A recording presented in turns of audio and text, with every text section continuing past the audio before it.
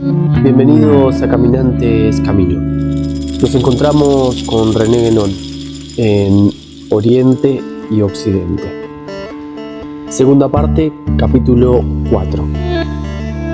Entendimiento y no fusión. Todas las civilizaciones orientales, a pesar de la gran diferencia de las formas que revisten, son comparables entre sí, porque tienen un carácter esencialmente tradicional. Cada tradición tiene su expresión y sus modalidades propias, pero por todas partes donde hay tradición, en el sentido verdadero y profundo de esta palabra, hay necesariamente acuerdo sobre los principios. Las diferencias residen únicamente en las formas exteriores, en las aplicaciones contingentes, que están condicionadas naturalmente por las circunstancias, especialmente por los caracteres étnicos, y que para una civilización dada pueden variar incluso dentro de ciertos límites, puesto que ese es el dominio que se deja a la adaptación.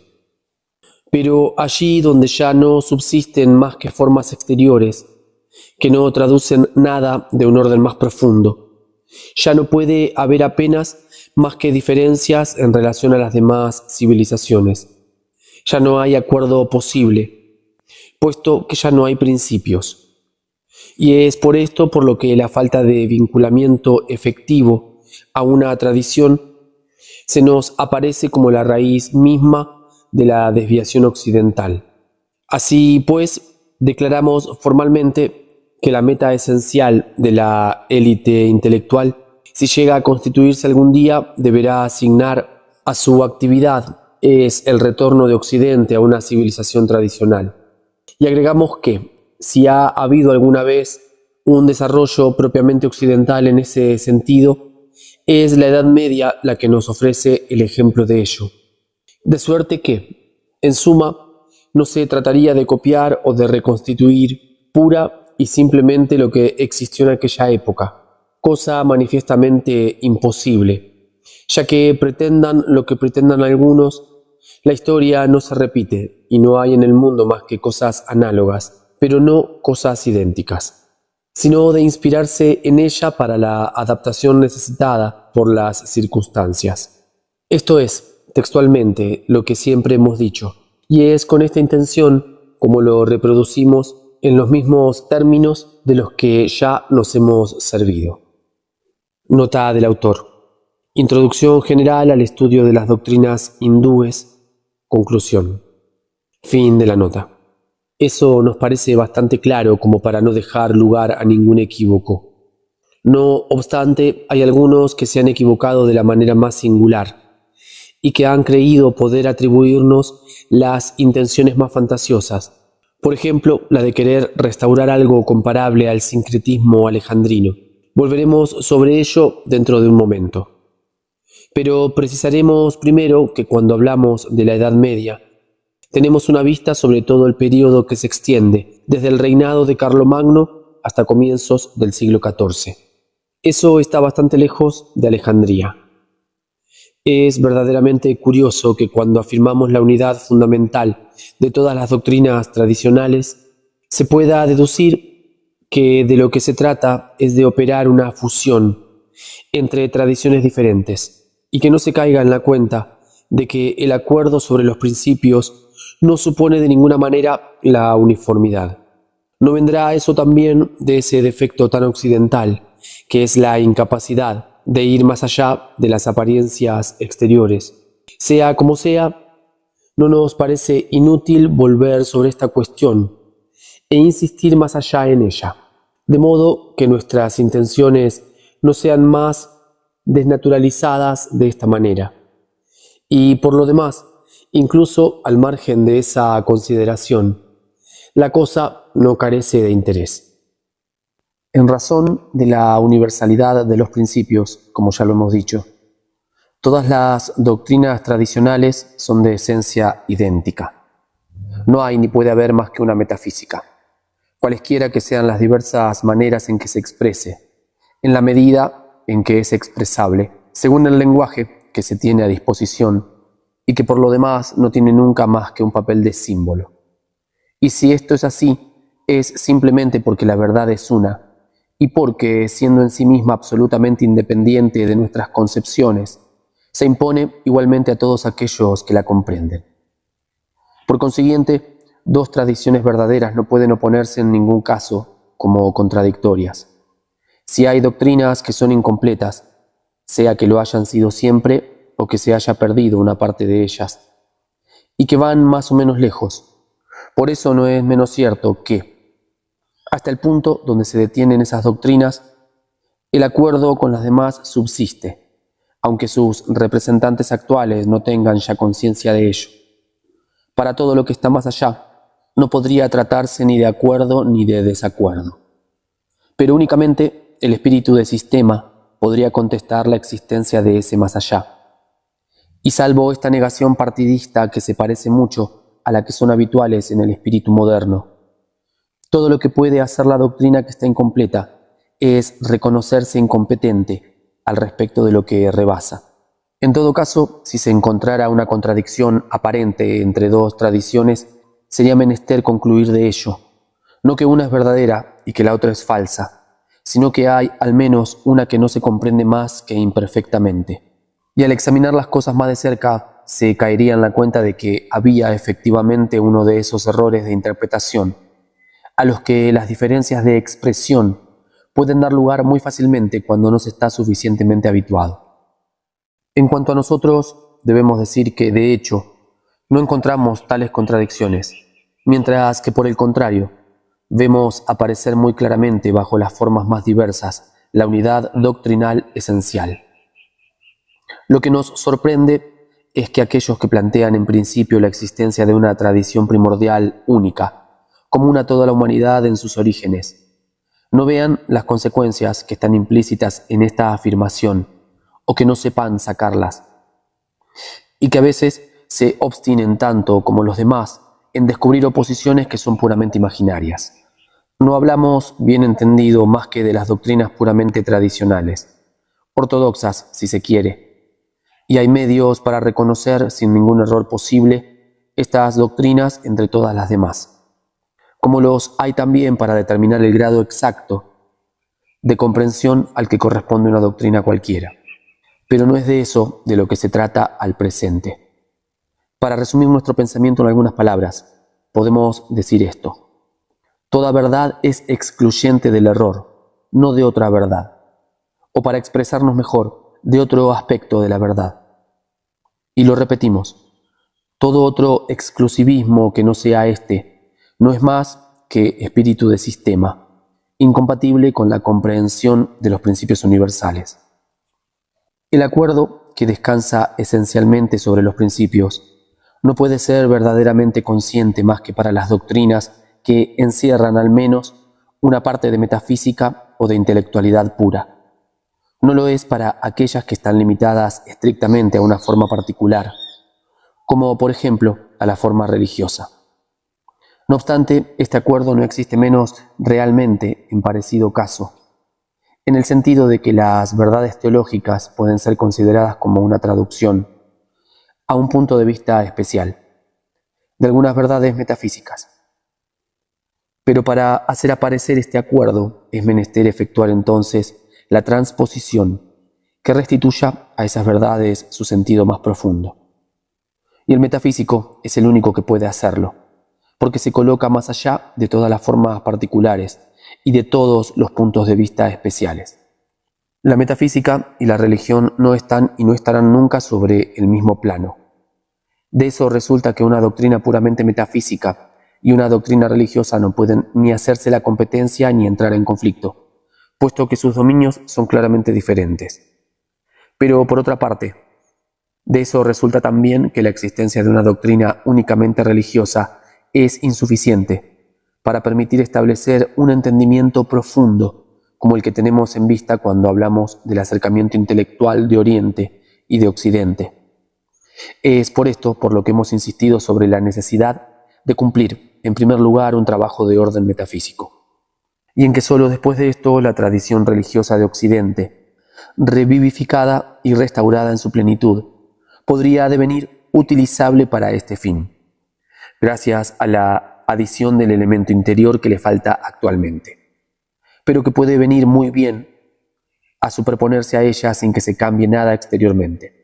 Si es posible un entendimiento entre los representantes de las diferentes tradiciones, y sabemos que nada se opone a ello en principio, este entendimiento no podrá hacerse más que por arriba, de tal manera que cada tradición guardará siempre su entera independencia con las formas que le son propias, y la masa, aunque participe en los beneficios de este entendimiento, no tendrá directamente conciencia de él, ya que se trata de algo que no concierne más que a la élite, e incluso a la élite de la élite, según la expresión que emplean algunas escuelas islámicas. Se ve cuán lejos está todo esto de algunos proyectos de fusión que consideramos como perfectamente irrealizables. Una tradición no es una cosa que pueda inventarse o crearse artificialmente, juntando sin ton ni son elementos sacados de doctrinas diversas. No se constituirá nunca más que una pseudo-tradición sin valor y sin alcance. Y estas son fantasías que conviene dejar a los ocultistas y a los teosofistas. Para actuar así, es menester ignorar lo que es verdaderamente una tradición y no comprender el sentido real y profundo de esos elementos que se esfuerzan en asociar en un conjunto más o menos incoherente. Todo eso, en suma, no es más que una suerte de eclecticismo, y no hay nada a lo que nos opongamos más resueltamente, precisamente porque vemos el acuerdo profundo bajo la diversidad de las formas, y porque vemos también, al mismo tiempo, la razón de ser de estas formas múltiples en la variedad de las condiciones a las que deben ser adaptadas. Si el estudio de las diferentes doctrinas tradicionales tiene una importancia tan grande, es porque permite constatar esta concordancia que afirmamos aquí.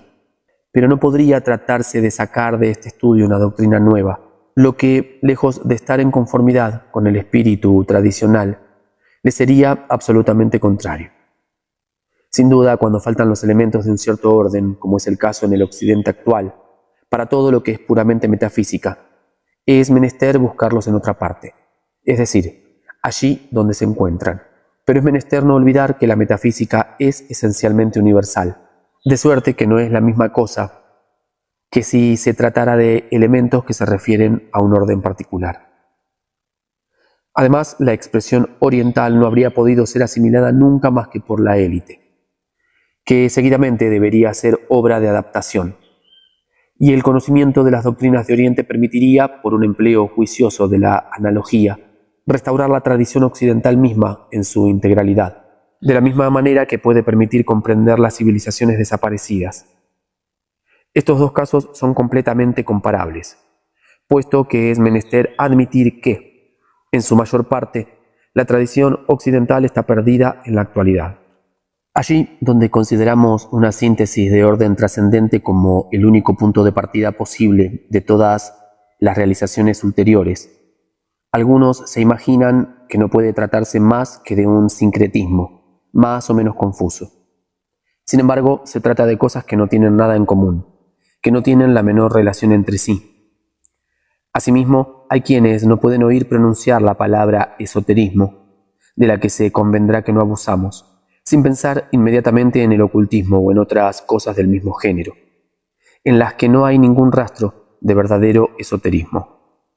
Es increíble que las pretensiones más injustificadas sean admitidas tan fácilmente por aquellos mismos que deberían tener el mayor interés en refutarlas. El único medio de combatir el ocultismo es mostrar que no tiene nada de serio, que no es más que una invención completamente moderna, y que el esoterismo, en el verdadero sentido de esta palabra, es algo muy diferente en realidad. Hay también quienes, por otra confusión, creen poder traducir esoterismo por gnosticismo. Aquí se trata de concepciones auténticamente más antiguas, pero la interpretación no es por eso más exacta ni más justa. Es bastante difícil saber hoy día de una manera precisa lo que fueron las doctrinas, bastante variadas, que son reunidas bajo esa denominación genérica de gnosticismo, y entre las cuales habría que hacer sin duda muchas distinciones. Pero en conjunto parece que hubo allí ideas orientales más o menos desfiguradas, probablemente mal comprendidas por los griegos y revestidas de formas imaginativas que no son apenas compatibles con la pura intelectualidad. Se pueden encontrar ciertamente sin mucho esfuerzo cosas más dignas de interés, menos mezcladas de elementos heteróclitos, de un valor mucho menos dudoso y de una significación mucho más segura. Esto nos lleva a decir algunas palabras en lo que concierne al período alejandrino en general. Que los griegos se hayan encontrado entonces en contacto bastante directo con Oriente y que su espíritu se haya abierto así a concepciones a las que estaba cerrado hasta ese momento. Eso no nos parece contestable, pero desafortunadamente el resultado parece haber permanecido mucho más cerca del sincretismo que de la verdadera síntesis. No querríamos menospreciar más de lo debido doctrinas como las de los neoplatónicos, que son en todo caso incomparablemente superiores a todas las producciones de la filosofía moderna. Pero, en fin, vale más remontar directamente a la fuente oriental que pasar por intermediarios de cualquier tipo, y además eso tiene la ventaja de ser mucho más fácil, puesto que las civilizaciones orientales existen todavía, mientras que la civilización griega realmente no ha tenido continuadores. Cuando se conocen las doctrinas orientales, uno puede servirse de ellas para comprender mejor la de los neoplatónicos, e incluso ideas más puramente griegas que esas, ya que, a pesar de diferencias considerables, Occidente estaba entonces mucho más cerca de Oriente, de lo que está hoy día. Pero no sería posible hacer lo inverso, y al querer abordar Oriente por Grecia, uno se expondría a muchos errores. Por lo demás, para suplir lo que le falta a Occidente, uno no puede dirigirse más que a lo que ha conservado una existencia efectiva. No se trata de hacer arqueología, y las cosas que consideramos aquí no tienen nada que ver con entretenimientos de eruditos. Si el conocimiento de la antigüedad puede jugar un papel en esto, no es más que en la medida en que ayude a comprender verdaderamente algunas ideas, y en que aporte también la confirmación de esa unidad doctrinal donde se encuentran todas las civilizaciones, a excepción únicamente de la civilización moderna, que al no tener ni doctrina ni principios, está fuera de las vías normales de la humanidad. Si no se puede admitir ninguna tentativa de fusión entre doctrinas diferentes, tampoco puede plantearse la situación de una tradición por otra.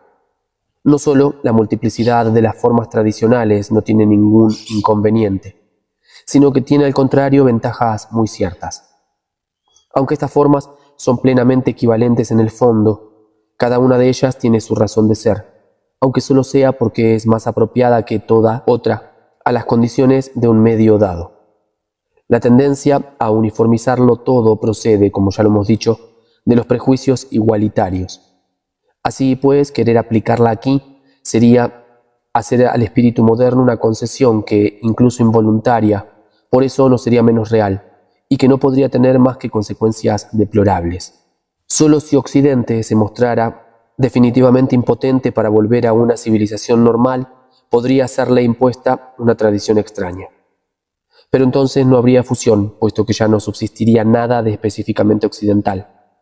Y tampoco habría sustitución, ya que para llegar a tal extremo sería menester que Occidente hubiera perdido hasta los últimos vestigios del espíritu tradicional. A excepción de una pequeña élite sin la cual, al no poder recibir siquiera esa tradición extraña, se hundiría inevitablemente en la peor barbarie. Pero lo repetimos, todavía es permisible esperar que las cosas no llegarán hasta ese punto, que la élite podrá constituirse plenamente y cumplir su función hasta el fin, de tal manera que Occidente no solo sea salvado del caos y de la disolución, sino que recupere también los principios y los medios de un desarrollo que le sea propio, y que esté en armonía con el de las demás civilizaciones. En cuanto al papel de Oriente en todo eso, hemos de resumirlo todavía para mayor claridad, de una manera tan precisa como sea posible. Y bajo este aspecto podemos distinguir también el período de constitución de la élite y su período de acción efectiva. En el primero es por el estudio de las doctrinas orientales, más que por cualquier otro medio, como aquellos que sean llamados a formar parte de esta élite podrán adquirir y desarrollar en sí mismos la pura intelectualidad, puesto que no podrían encontrarla en Occidente.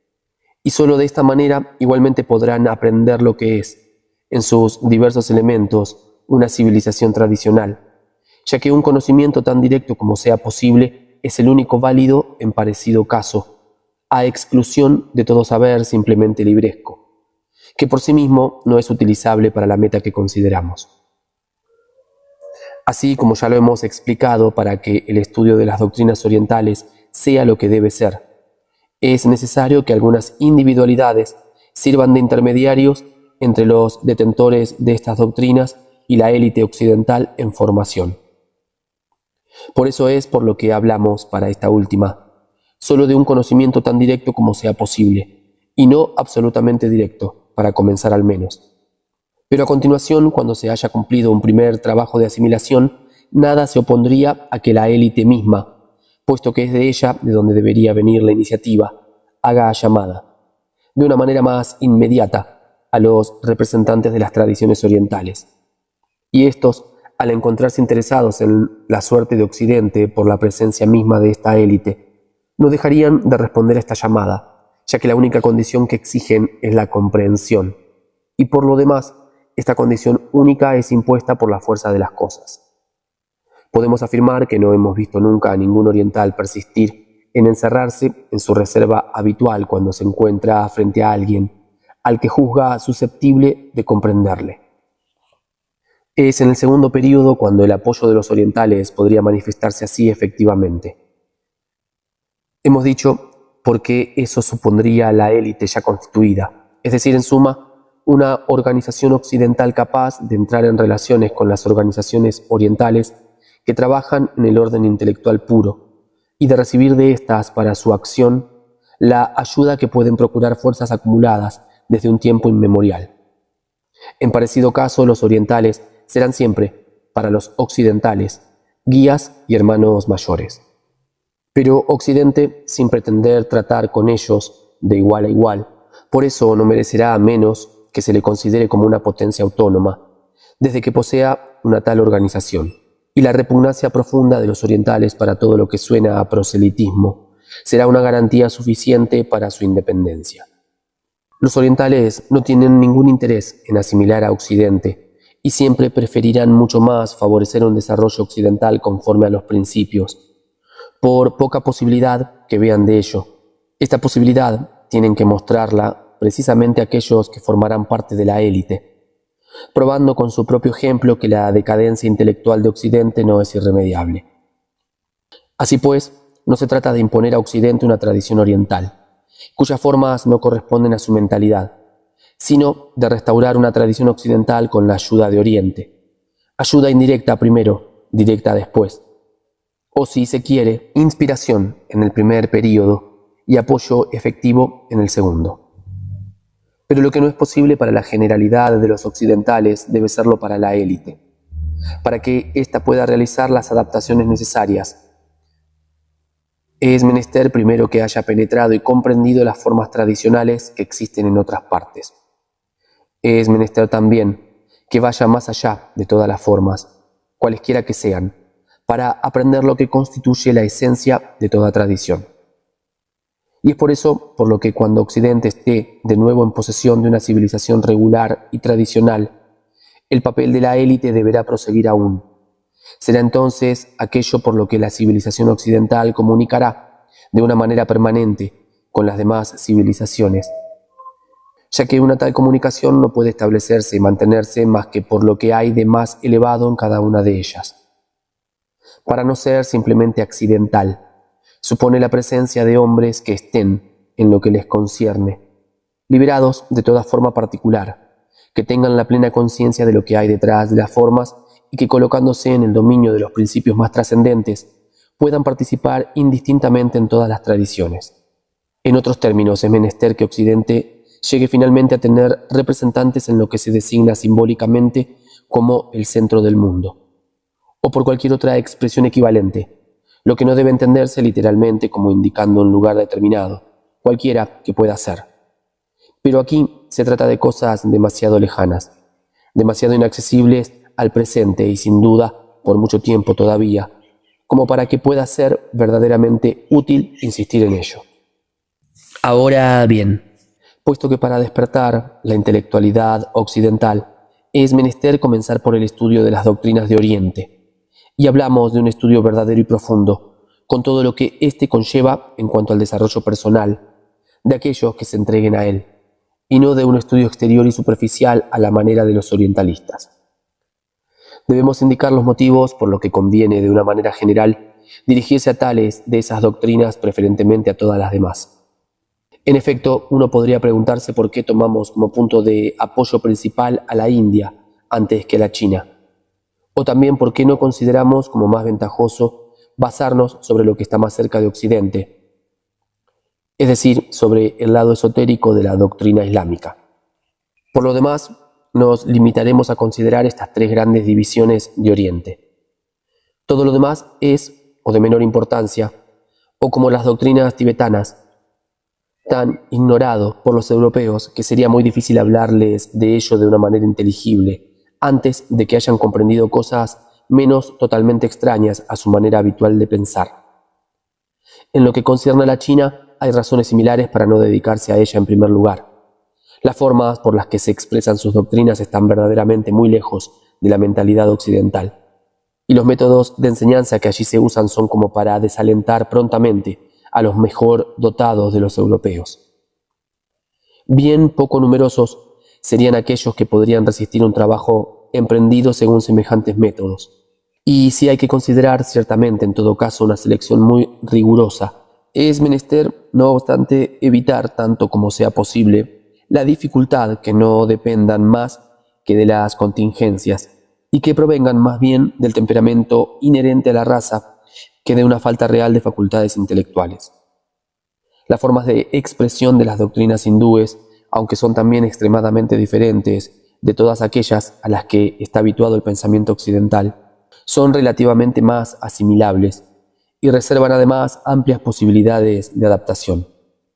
Para lo que se trata, podríamos decir que, puesto que la India ocupa una posición media en el conjunto oriental, no está ni demasiado lejos ni demasiado cerca de Occidente.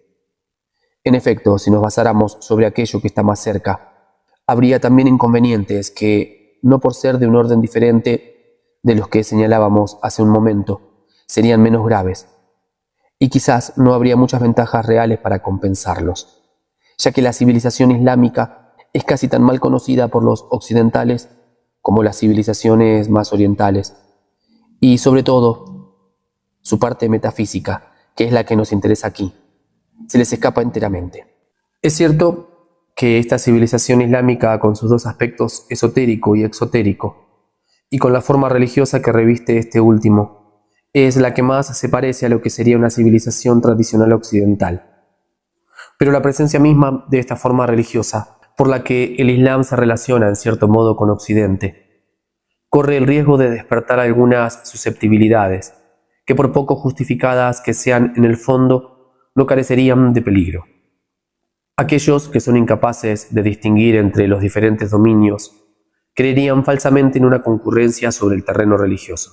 Y hay, ciertamente, en la masa occidental, en la que comprendemos a la mayoría de los pseudointelectuales, mucho más odio al respecto de todo lo que es islámico que en lo que concierne al resto de Oriente.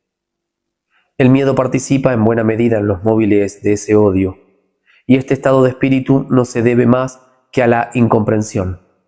Pero en tanto que exista, la más elemental prudencia exige que se le tenga en cuenta en una cierta medida.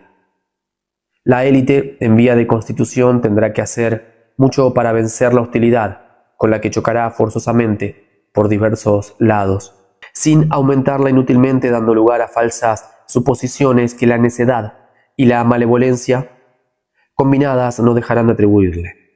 Probablemente las habrá de todos modos, pero cuando se puede verlas, vale más evitar que se produzcan, si al menos eso es posible sin que extrañe otras consecuencias aún más enojosas.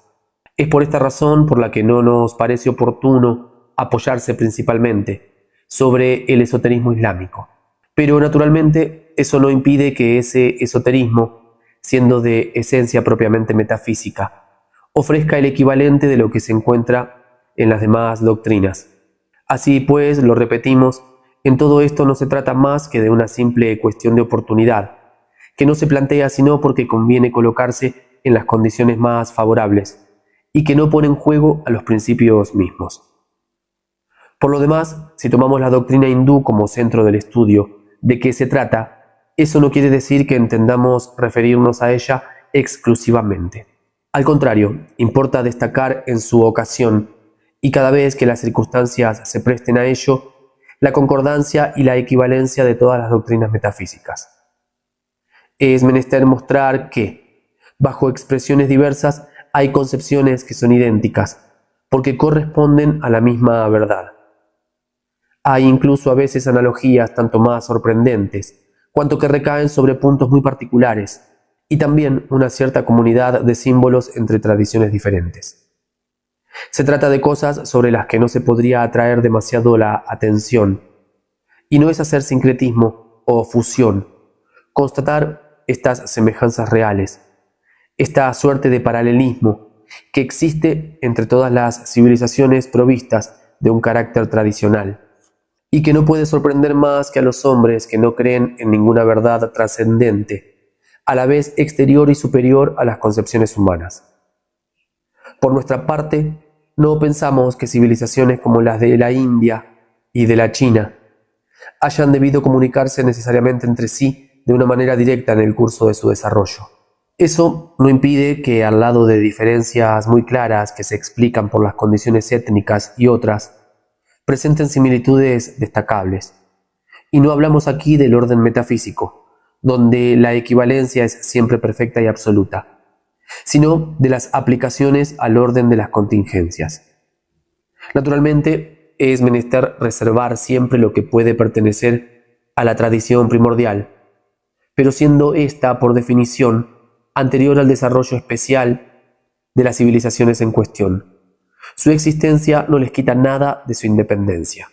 Por lo demás, es menester considerar a la tradición primordial como concerniendo esencialmente a los principios.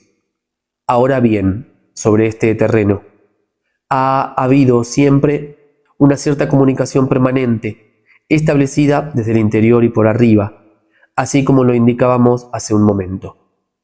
Pero eso no afecta tampoco a la independencia de las diferentes civilizaciones. Solamente cuando uno se encuentra en presencia de algunos símbolos que son los mismos por todas partes, es evidente que es menester reconocer en ellos una manifestación de esa unidad tradicional fundamental, tan generalmente desconocida en nuestros días, y que los cientificistas se obstinan en negar como una cosa particularmente molesta. Tales encuentros no pueden ser fortuitos, tanto más cuanto que las modalidades de expresión son, en sí mismas, susceptibles de variar indefinidamente. En suma, la unidad, para quien sabe verla, está por todas partes bajo la diversidad, y lo está como consecuencia de la universalidad de los principios. Que la verdad se imponga por igual a hombres que no tienen entre sí ninguna relación inmediata, o que se mantengan relaciones intelectuales efectivas entre los representantes de civilizaciones diversas. Es siempre por esta universalidad como una y otra cosa se hacen posibles. Y si no fuera asentida conscientemente por algunos, al menos, no podría haber acuerdo verdaderamente estable y profundo. Lo que hay de común a toda civilización normal son los principios. Si se perdieran de vista, apenas le quedaría a cada una otra cosa que los caracteres particulares, por los que se diferencia de las demás, y las semejanzas mismas devendrían puramente superficiales, puesto que su verdadera razón de ser sería ignorada. No es que se esté absolutamente equivocado al invocar, para explicar algunas semejanzas generales, la unidad de la naturaleza humana, pero ordinariamente eso se hace de una manera muy vaga y completamente insuficiente. Y por lo demás, las diferencias mentales son mucho mayores y van mucho más lejos de lo que podrían suponer los que no conocen más que un solo tipo de humanidad. Esa unidad misma no puede comprenderse claramente y recibir su plena significación sin un cierto conocimiento de los principios, fuera del cual es un poco ilusoria. La verdadera naturaleza de la especie y su realidad profunda son cosas de las que no podría dar cuenta un empirismo cualquiera. Pero volvamos a la cuestión que nos ha conducido a estas consideraciones. No podría tratarse de ninguna manera de especializarse en el estudio de la doctrina hindú, puesto que el orden de la intelectualidad pura es lo que escapa a toda especialización. Todas las doctrinas que son metafísicamente completas son plenamente equivalentes, y podemos decir incluso que son necesariamente idénticas en el fondo.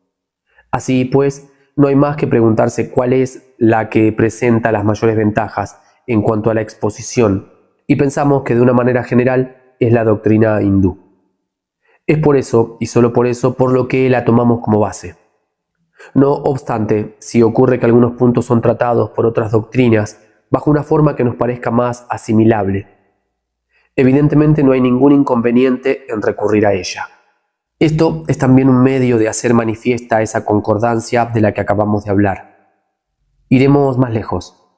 La tradición, en lugar de ser un obstáculo a las adaptaciones exigidas por las circunstancias, ha proporcionado siempre, al contrario, el principio adecuado de todas aquellas que han sido necesarias, y esas adaptaciones son absolutamente legítimas, desde que se mantienen en la línea estrictamente tradicional, es decir, en lo que hemos llamado también la ortodoxia. Por consiguiente, si se requieren nuevas adaptaciones, lo que es tanto más natural por cuanto se trata de un medio diferente, nada se opone a que se formulen inspirándose para ello en las que existen ya, pero teniendo en cuenta también las condiciones mentales de ese medio, siempre que se hagan con la prudencia y con la competencia requeridas, y que se haya comprendido primero profundamente el espíritu tradicional con todo lo que conlleva. Esto es lo que la élite intelectual deberá hacer más pronto o más tarde, para todo aquello de lo que sea imposible recuperar una expresión occidental anterior. Se ve cuán alejado está todo esto del punto de vista de la erudición.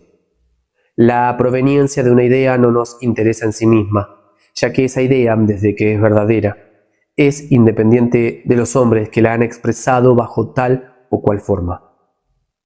Las contingencias históricas no interfieren en esto. Solamente, como no tenemos la pretensión de haber alcanzado por nuestra cuenta, y sin ninguna ayuda a las ideas que sabemos que son verdaderas, estimamos que es bueno decir por quién nos han sido transmitidas, tanto más cuanto que así indicamos a otros hacia qué lado pueden dirigirse para encontrarlas igualmente.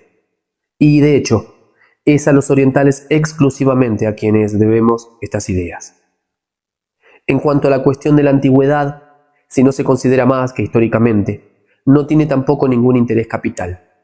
Es sólo cuando se la vincula a la idea de tradición, cuando toma un aspecto diferente. Pero entonces, si se comprende lo que es verdaderamente la tradición, esa cuestión se resuelve de una manera inmediata, porque se sabe que todo se encontraba implicado en principio, desde el origen, en lo que es la esencia de la doctrina, y que desde entonces no había más que sacarlo por un desarrollo que por el fondo, sino por la forma, no podría comportar ninguna innovación.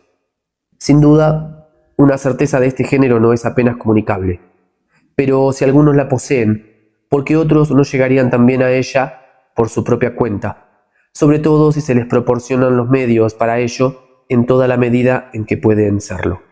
La cadena de la tradición se renueva a veces de una manera bien inesperada, y hay hombres que, creyendo haber concebido espontáneamente ciertas ideas, no obstante han recibido una ayuda, que, aunque no haya sido sentida conscientemente por ellos, no ha sido menos eficaz por eso. Con mayor razón, no debe faltarles una tal ayuda a aquellos que se ponen expresamente en las disposiciones requeridas para obtenerla. Bien entendido, aquí no negamos la posibilidad de la intuición intelectual directa, puesto que pretendemos al contrario que es absolutamente indispensable, y que sin ella no hay concepción metafísica efectiva.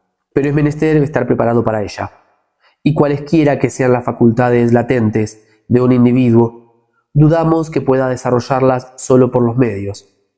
Al menos es menester una circunstancia cualquiera que sea la ocasión de este desarrollo. Esta circunstancia, indefinidamente variable según los casos particulares, no es nunca fortuita más que en apariencia. En realidad, es suscitada por una acción cuyas modalidades, aunque escapan forzosamente a toda observación exterior, pueden ser presentidas por aquellos que comprenden que la posteridad espiritual es otra cosa que una palabra vana. No obstante, importa decir que los casos de este tipo son siempre excepcionales, y que si se producen en la ausencia de toda transmisión continua y regular que se efectúe por una enseñanza tradicional organizada, se podrían encontrar algunos ejemplos de ello en Europa, así como en Japón. No pueden suplir nunca enteramente esta ausencia, primero porque son raros y dispersos, y después porque llegan a la adquisición de conocimientos, que cualquiera que sea su valor, no son nunca más que fragmentarios. Es menester agregar también que por eso mismo no pueden proporcionarles los medios de coordinar y de expresar lo que se concibe de esta manera, y que en estas condiciones el provecho de eso permanece casi exclusivamente personal. Nota del autor. Aquí habría que hacer una aproximación con lo que hemos dicho en otra parte a propósito de los estados místicos. Se trata de cosas, si no idénticas, al menos comparables. Sin duda tendremos que volver sobre esto en otras ocasiones. Fin de la nota. Eso ya es algo, ciertamente, pero es menester no olvidar que, incluso desde el punto de vista del provecho personal, una realización parcial e incompleta como la que puede ser obtenida en parecido caso, no es más que un débil resultado en comparación con la verdadera realización metafísica que todas las doctrinas orientales asignan al hombre como su meta suprema, y que, digámoslo de pasada, no tiene nada que ver en absoluto con el sueño quietista, interpretación extravagante que hemos encontrado en alguna parte y que no se justifica ciertamente por nada de lo que hemos dicho. Además, allí donde la realización no ha sido precedida de una preparación teórica suficiente, pueden producirse múltiples confusiones, y hay siempre la posibilidad de extraviarse en alguno de esos dominios intermediarios donde no se está protegido contra la ilusión. Es sólo en el dominio de la metafísica pura donde se puede tener una tal garantía, que, siendo adquirida de una vez por todas, permite abordar a continuación sin peligro, no importa cuál dominio, así como lo hemos indicado precedentemente. La verdad de los hechos puede parecer casi desdeñable frente a la verdad de las ideas.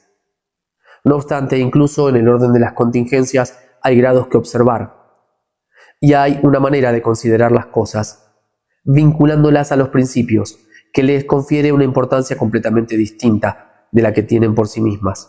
Lo que hemos dicho de las ciencias tradicionales debe bastar para hacerlo comprender. No hay necesidad de enredarse en cuestiones de cronología, que son frecuentemente insolubles, al menos por los métodos ordinarios de la historia. Pero no es indiferente saber que tales ideas pertenecen a una doctrina tradicional e incluso que tal manera de presentarlas tiene un carácter igualmente tradicional. Pensamos que no es necesario insistir más en ello después de todas las consideraciones que ya hemos expuesto. En todo caso, si la verdad de los hechos, que es lo accesorio, no debe hacer perder de vista la verdad de las ideas, que es lo esencial, se cometería un error negándose a tener en cuenta las ventajas suplementarias que puede aportar, y que por ser contingentes como ella, no obstante, no siempre son desdeñables. Saber que ciertas ideas nos han sido proporcionadas por los orientales es una verdad de hecho, pero eso importa menos que comprender estas ideas y reconocer que son verdaderas en sí mismas. Y si nos hubieran venido de otra parte, no veríamos en ello una razón para descartarlas a priori. Pero puesto que no hemos encontrado en ninguna parte de Occidente el equivalente de estas ideas orientales, estimamos que conviene decirlo. Ciertamente se podría lograr un éxito fácil, presentando algunas concepciones como si uno las hubiera creado enteramente, y disimulando su origen real. Pero esos son procedimientos que no podríamos admitir. Y además eso equivaldría para nosotros a quitar a esas concepciones su verdadero alcance y su autoridad, ya que así se las reduciría a no ser en apariencia más que una filosofía, mientras que son algo muy diferente en realidad. Tocamos aquí, una vez más, la cuestión de lo individual y de lo universal, que está en el fondo de todas las distinciones de este género. Pero por el momento permanecemos en el terreno de las contingencias, al declarar abiertamente que es en Oriente donde puede obtenerse el conocimiento intelectual puro, y al esforzarse al mismo tiempo en despertar la intelectualidad occidental. Se prepara de la única manera que es eficaz el acercamiento de Oriente y de Occidente, y esperamos que se haya comprendido por qué no debe desdeñarse esta posibilidad, puesto que es a eso a lo que tiende principalmente todo lo que hemos dicho aquí. La restauración de una civilización normal en Occidente puede no ser más que una contingencia, pero todavía una vez más, es esta una razón para desinteresarse totalmente de ello, incluso si se es metafísico ante todo. Y por otra parte, además de la importancia que cosas como esta tienen en su orden relativo, pueden ser el medio de realizaciones que ya no son del dominio contingente, y que para todos aquellos que participen en ellas directa o incluso indirectamente, tendrán consecuencias ante las cuales toda cosa transitoria se desvanece y desaparece. Para todo esto hay razones múltiples, de las que las más profundas no son quizás aquellas sobre las que hemos insistido más, porque no podíamos pensar en exponer al presente las teorías metafísicas, e incluso cosmológicas en algunos casos, por ejemplo, en lo que concierne a las leyes cíclicas, sin las cuales no pueden comprenderse plenamente. Pero eso tenemos la intención de hacerlo en otros estudios que vendrán a su tiempo. Como lo decíamos al comienzo, no nos es posible explicarlo todo a la vez, pero no afirmamos nada gratuitamente y tenemos conciencia de tener al menos, a falta de muchos otros méritos, el de no hablar nunca de nada que no conozcamos. Por consiguiente, si hay quienes se sorprenden de algunas consideraciones a las que no están habituados, deberían tomarse la molestia de reflexionar en ellas más atentamente y quizás se den cuenta entonces de que estas consideraciones, lejos de ser inútiles o superfluas, están precisamente entre las más importantes, o de que lo que les parecía a primera vista que se apartaba de nuestro tema es al contrario lo que se refiere más directamente a él. En efecto, hay cosas que están ligadas entre sí de una manera enteramente diferente de lo que se piensa ordinariamente, y la verdad tiene muchos aspectos que la mayoría de los occidentales no sospechan apenas.